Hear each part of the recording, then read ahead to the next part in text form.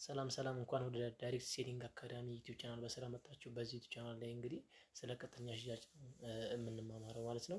በዚህ ዩቲዩብ ቻናል ላይ እንግዲህ ስለ ቀጥተኛ ሽያጭ በደንብ ማወቅ ከፈልጋችሁ የዩቲዩብ ቻናል እናንተ ነው ማለት ነው።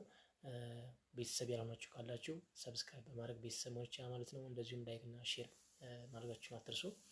እንግዲህ ዛሬ እየላችሁ የቀረብኩት ሀሳብ በቀጥተኛ ሽያጭ ላይ በጣም ወሳኝ የሚሆኑ 5 ዋና ዋና ነገሮችን ነው እየላችሁ የቀረብኩት።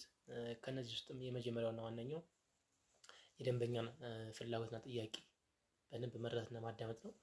ያ ማለት እኛ ምርታችን ወይንም አገልግሎታችን ከመሸጣችን በፊት ከስተመሩ ምን ይፈልጋል የሚለውን ጥያቄ በደንብ መስማት መቻል አለብን። ከዛ በኋላ ነው ወደ ሽያጭ መሄድ ያለብን። ሁለተኛው የሚሸጠው ፕሮዳክቱን ወይ ሰርቪሱን ብቻ ሳይሆን ሞር ፎከስ ማድረግ ያለብን ጥቅሙ ላይ ነው። ያ ማለት ፕሮዳክት ወይም ሰርቪሱን ከተጠቀመ በኋላ ምን ሊያገኝ እንደሚችል በደንብ መስጠት መቻል አለብን። ፍላጎት መፍጠር መቻል አለብን። ከዛ በኋላ ወደ ሽያጭ መሄድ ያለብን። ሶስተኛው ኦብጀክሽን ወይንም ተቃውሞ ካለ ፖዚቲቭ በሆነ መንገድ መቀበል መቻል አለብን።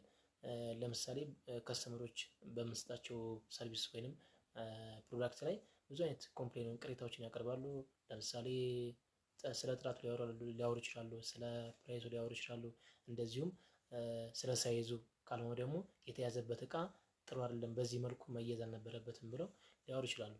እነዚህን ቅሬታዎች በደንብ ሰምተን ከምን አንጻር እንደሆነ፣ ዋጋ ውድ እንደሆነ፣ እንደዚሁም ሳይዙ ከምን አንጻር ለምን እንዳነሰ ወይንም ለምን በዚህ መልኩ እንደሆነ በደንብ አስረድተናቸው ፍላጎት ፈጥረን መሸጥና ማስረዳት ይኖርብናል ማለት ነው።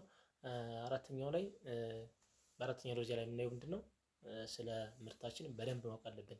ያ ማለት ስለ ምርታችን በደንብ ማወቅ ማለት ኮንፊደንስ ይኖራል። ኮንፊደንስ ካለ ደግሞ እነሱ የሚገዙት ፕሮዳክት ወይም ሰርቪስ ብቻ ሳይሆን እኛ ላይ የሚነበበው ስሜት ነው። ስሜታችን ነው የሚገዙት፣ ስሜቱን ነው የሚገዙት። ስለዚህ እኛ ላይ በደንብ ኮንፊደንስ እና በራስ መተማመን እንደዚሁም ስሜቱ መነበብ መቻል አለበት ማለት ነው። በመጨረሻ እንግዲህ ክሎዚንግ ወይንም ማጠቃለል ላይ እንደርሳለን። ያ ማለት እነዚህን ነገሮች ካስረዳን በኋላ ወደ መጨረሻ የምንሄደው ምንድነው?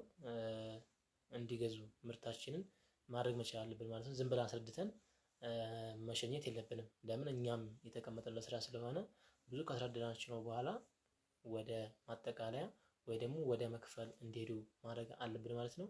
የመጨረሻው መቋጫው ይሄ ስለሆነ ግዴታ ይሄን ማድረግ መቻል አለብን ማለት ነው። ለዛሬው የሰራሁት ቪዲዮ ይሄን ይመስላል። ላይክ እና ሼር እንደዚሁም ሰብስክራይብ ማድረጋችሁን አትርሱ። ይመቻችሁ።